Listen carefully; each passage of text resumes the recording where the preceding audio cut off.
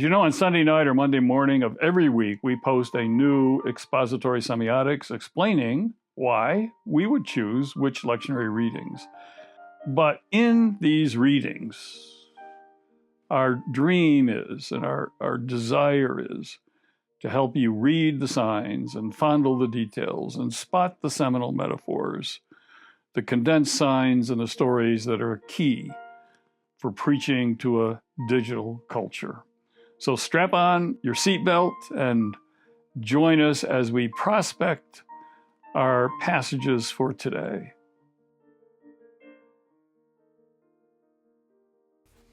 Welcome to LenTalk number 133 for the 9th of October, 2022. It's my joy to be with you, to look at these lectionary readings from a semiotic lens and to explore with you the possibilities of what it might mean to come alive to the living story in a new way. Each week we do this. I'm able to do it because of your support, so thank you, and please continue supporting this ministry of I have some good news that somebody has been willing and able, I don't know how they've done it, to transcribe all of these 132 so far LenTalks into and put it into print form, and so you can search it, you can access it, and that's a special gift to those who who subscribe to Preach the Story. So I'm really excited. We're going to be announcing that really soon and showing you how to do that. And that's a special gift to all of you. And some of you have asked for this over and over again, and so I'm proud to be able to offer it to you. Our scriptures this week, what an abundance of riches. I was really tempted to explore Jeremiah 29, especially verse 7, seek the welfare of the city to which I have sent you, for in its welfare you find your welfare. What a powerful verse. We forget that Jesus cried over a city. He loved a city so much he cried over it. Do you love your city so much to cry over it? Do you love your zip code so much that you can cry? Do we even know our zip code enough to cry over it? And there's a day zip code and a night zip code. Do you know both the day and the night zip codes of where I could go on and on. I'm not going to do that, but it was tempting. The other passage that really kind of stunned me and stopped me for a bit. This is the epistle reading from 2 Timothy 2 and verse 14 here. Avoid wrangling over words, which does no good, but only ruins those who are listening. I love that. Wrangling over words. How much time do we spend, especially in the church, wrangling over words? I know it's just not my tribe. It's all of our tribes. We do this. We get together in conferences and conventions, and what do we spend our time doing? Wrangling over words. And it just, it dishonors God. I love too the gospel reading, the story here of the lepers and Jesus's healing of them, but only one came back to thank him. Was none of them found to return and give praise to God except this foreigner, this Samaritan. And I was thinking, well, we could talk about the opposite of faith is not doubt. The opposite of faith is ingratitude. And the spirit of ingratitude that is just infecting our families and our communities. And as we're looking at what's going on with Ian now and how everybody's coming out, and maybe this will help to cure this toxic spirit of ingratitude. I deserve this, but I'm coming at this in some ways from a little different way, and I really want us to look at this Psalm 111. This is verse. This is the verse that says, "The fear of the Lord is the beginning of wisdom. all those who practice it have a good understanding. The fear of the Lord is the beginning of wisdom. Now, you find it everywhere. You find it here in Psalm 111. You find it in Proverbs 9:10. The fear of the Lord is the beginning of wisdom, and knowledge of the Holy One is understanding. You also have a testimony to this, and it's alluded to this, but very, very subtly, when it says that in Luke 2:52 that Jesus grew up and Jesus increased in wisdom and stature, in that when he grows up, he increases in wisdom. It means he's increasing in the fear of the Lord.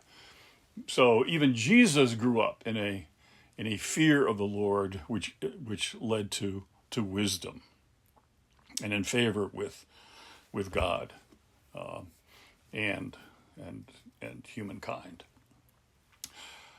This word wisdom, the fear of the Lord is the beginning of wisdom, is a very important one for so many reasons. So important to me that I wear Robert Graham shirts. Now, most of the shirts you see on these LenTalks are Robert Graham shirts.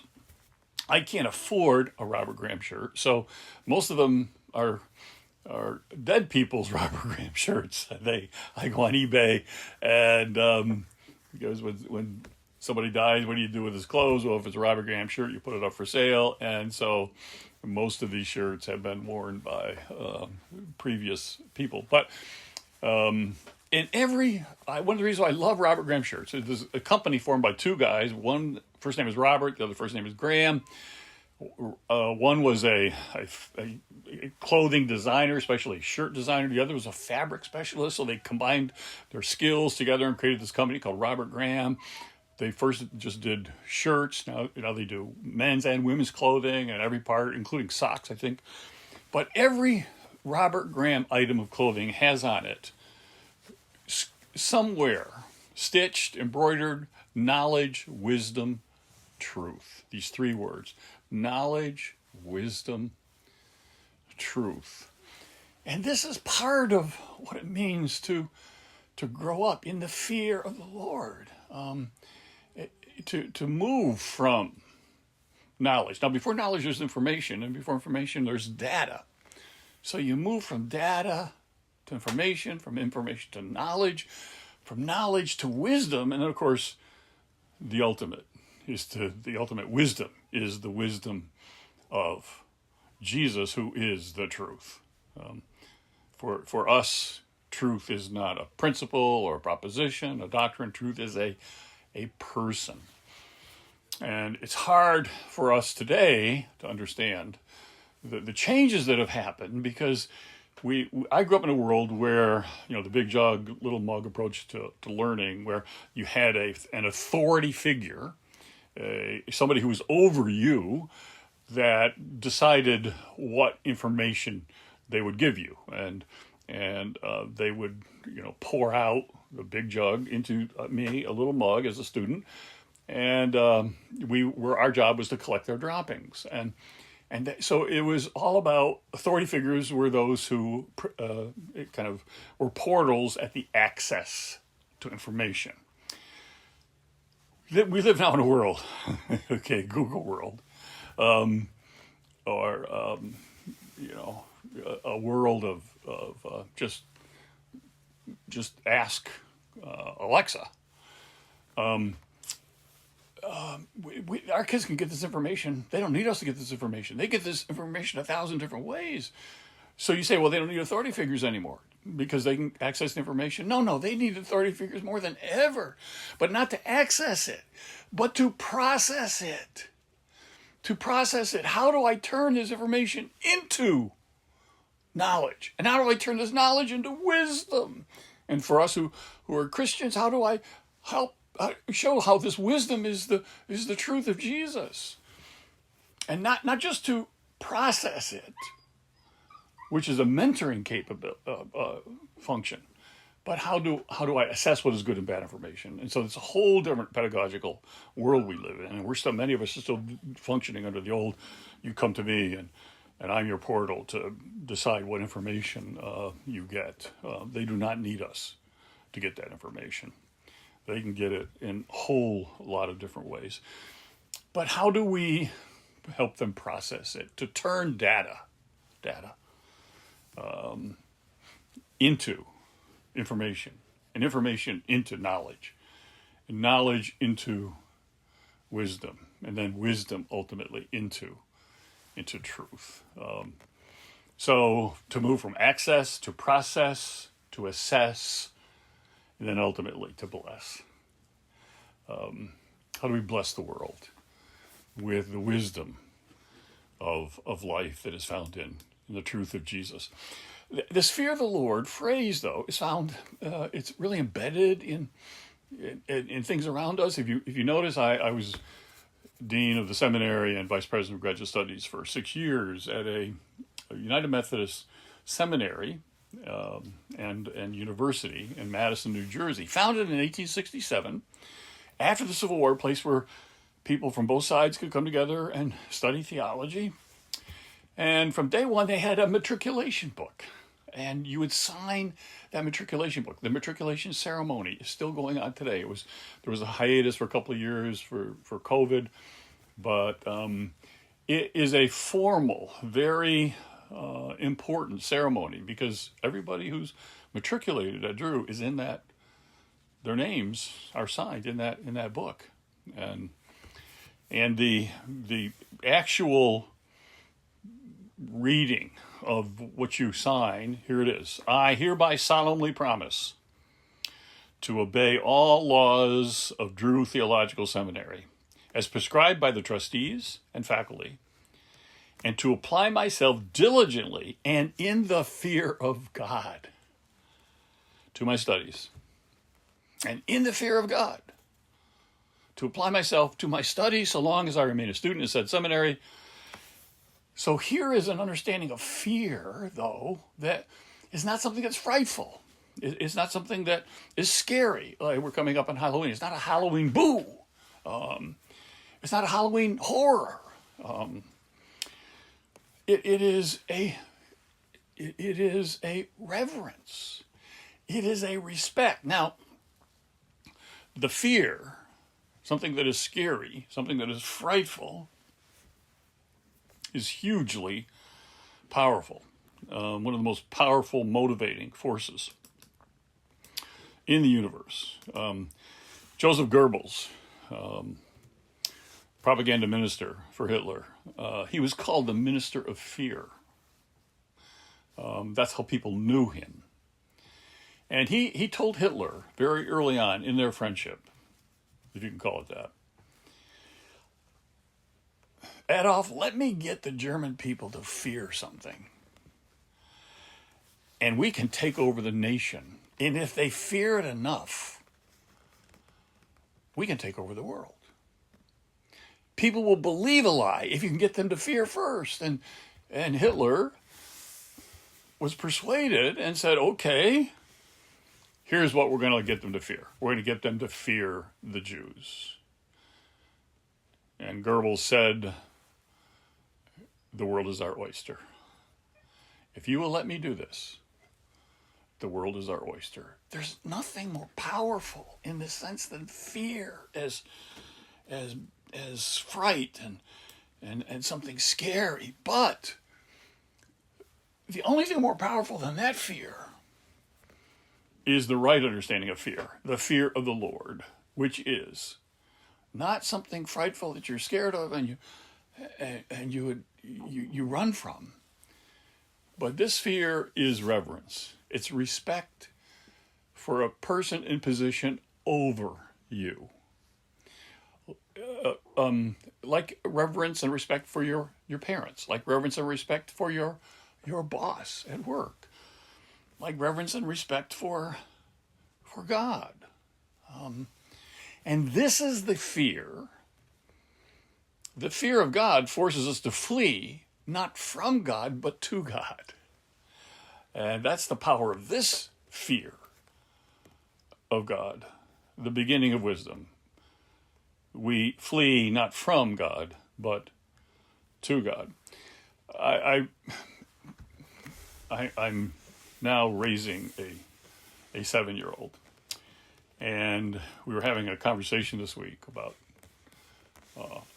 what does it mean to listen to your teacher and to those like your teacher who have authority over you. And the rejoinder came, what do you mean over me? And it was just like natural. What do you mean over me? I mean, here's a 7-year-old who so picked up the culture that it was somewhat reprehensible, the notion that there was somebody over him. And how do you teach a culture respect for authority and for those over you when this culture doesn't think there should be anybody over us? This is an anti-hierarchical culture we are living in. We don't like to think anybody over us. We are all equal. Although I'm going to come at this, if we have time, in just a minute, because I want to deal with that whole issue of the biblical understanding of equality. And what does it mean when you meet somebody? The first response is, no, we are equal. But for Jesus, it was, no, we're brothers and sisters. So there's a different notion here of what does it mean that we're all one in Christ. But let me just postpone that for a minute. I'm temperamentally allergic to the language of co-creator. I know this is the fashion. I know everybody's talking about it. I know people love that we are co-creators with God. And so I'm down. I've written on this. I've posted social media posts on this. And the reaction I get, I've lectured on the reaction I get is huge. People come out of the woodwork. I thought Sweet was better than this. What do you mean? No, see, co means we're equal, that we're eye to eye with God. And no, we aren't equal. We are sub, and Tolkien used the word sub-creators. We can, and by that he meant we are continuing God's creativity. Hitler was one of the most creative people who ever lived. He just went off on his own creativity. He was a true co-creator. He just said, I'm going to take God's creativity and go this direction. And by the way, in Mein Kampf, the only Bible story he talks about in the whole of Mein Kampf is Jesus overturning the tables in the temple. He loved that story because it was his metaphor for how he could do the same. No, we are not we're to continue God's creativity. God has subcontracted out to us to continue God's creativity, to continue it and to continue to be creative, yes. But you conserve God's creative, and then you conceive new creativity out of what you have conserved. About how the trajectory that God's creativity goes. It's a trajectory towards beauty and goodness and truth. It's not a trajectory towards, anything else. We are partners with the divine. Yes, we participate in the divine life of the Trinity. We are joint heirs. Yeah, but listen, joint heirs implies that there is somebody who is in a position to give us an inheritance. In other words, we're still under, because we're getting somebody else's what they've made possible. We are created in God's image, yes, but an image is not the thing itself. There is no imputation in any of these metaphors that we are equal with God on the same level as God. We are co-creators with God. I saw this book titled "You Are Gods." I thought, what's this, a new Shirley MacLaine book? And I look at it. David Bentley Hart. He's one of the most brilliant theologians writing today. I've assigned some of his books to my students, and I mean, I try and read basically everything that he's written. And I love the fact that he's trying to reintroduce us to the Eastern tradition, Eastern Orthodoxy, to the Eastern branches of the Christian faith, not just the Western. I really appreciate the fact that he's trying to rediscover this word theosis and what's the real meaning of theosis is. I love it. Notice the subtitle, On Nature and Supernature. That he's trying to show that this division between natural and supernatural is a false one. just like sacred and secular, is a false one. But you and I, even the best, have succumbed to this. You're God's. No. Jesus did not come to show us how to be God. Jesus came to show us how to be human. But you can't be human without the divine. And that's the distinction. Why in the world can't we get this? Why is this so difficult? That Jesus, his favorite description for himself is Son of Man, but it really means the human one. He is the last Adam to do what the first Adam couldn't do. Adam wasn't God. Adam was created a little lower than God, a little lower than Elohim. That's the literal translation. Adam was not equal to God, wasn't co-creator with God. Adam was invited to participate with the creator. And even the naming, when you name something, you call it, essence out, you call it into being.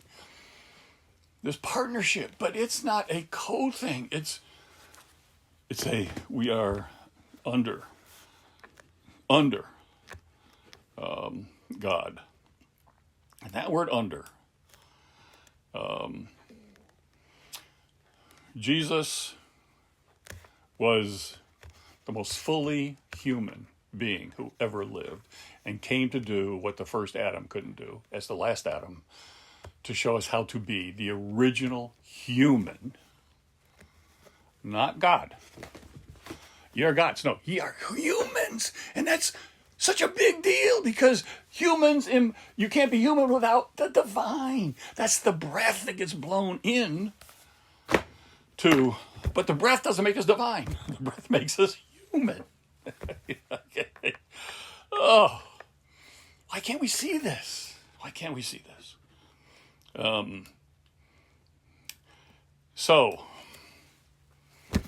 the Israelites weren't delivered from Egypt in order to wander off and do their own thing. We are delivered from sin and death so we can live for ourselves and write our own script for life. We're set free from one master so that we can serve another master, our Lord and our Savior. So who is going to write the script for your story, your life story? And are you going to write it? You're going to write yourself? You're going to write your own script?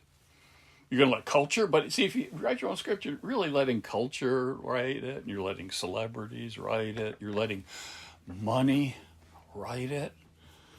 How many times have I heard you have to go where the money is? You have to go where the money leads you. I'll never forget one of the biggest shocks in my whole ministry was one day I got a call from a chair of the search committee who was bringing a new superintendent of schools into Geneseo, New York. And I was teaching at the University of Rochester, provosting at Colgate Rochester Divinity School, but I was also pastoring this beautiful, wonderful church in the Pleasant Valley called Geneseo. And they said, our number one candidate won't accept the job until he meets with the pastor of the Methodist Church here in Geneseo. And I go, what? Yeah, he wants us to bring him in and just spend time with you and his wife and him, and he wants to talk to you about the church and what is here. And I said, well, isn't that weird? Yeah, we thought it was weird too, but we really want him, and we can't get him until we do this. So I said, well, sure, I'd love to meet him. And so one of his main considerations for whether he was going to accept this new job was not all the money they were offering him. It was, what kind of a church community can I have for me, my wife, and my family if we move here? In other words, there's something more important than letting money and power and prestige write the script for your life. And he was proving that in this one little requirement. I got to meet with the pastor of the church where I would most likely attend to see if this is where I can grow and my family can be nourished.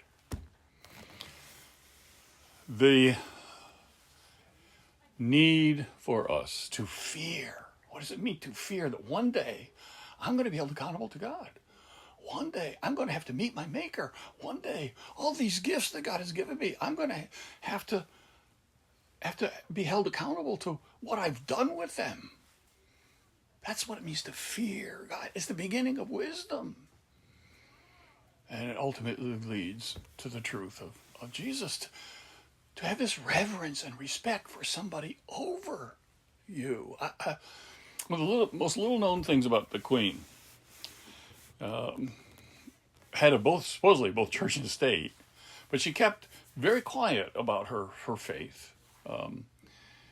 But more than any other monarch, English monarch in history, she kept the tradition of Maundy Thursday throughout her reign. Now, most people don't know this about her, but she was really enamored of the whole foot washing story, and how Jesus himself, when the disciples were going to wash each other's feet, Jesus said, "No, I'm going to wash them for you." And so he got down, he bowed in front of his own disciples, did something that no rabbi in history had ever done or would ever think of doing, washing their disciples' feet. And feet in the first century were the dirtiest and filthiest part of your body, bar none. And this, Queen Elizabeth II, just so struck by the story and the power of the story, that she helped to revive a medieval tradition of Maundy Thursday gift giving, and that you would give money, give gifts, usually money gifts, to members of local communities throughout her realm that the previous year had done something special for that community and were worthy of saying thank you, thank you, thank you. And this was the only time that somebody who received an award from the Queen didn't have to go to the Queen to get it, but the Queen came to them. Maundy Thursday. The only time when she would go herself to give awards, Maundy Thursday gifts, to community leaders who had done something great for their communities. It was her form of foot washing. It was her form of saying, there's somebody over me. Even the Queen has to get over herself and stand under in fear of God. Even the Queen bowed before the King.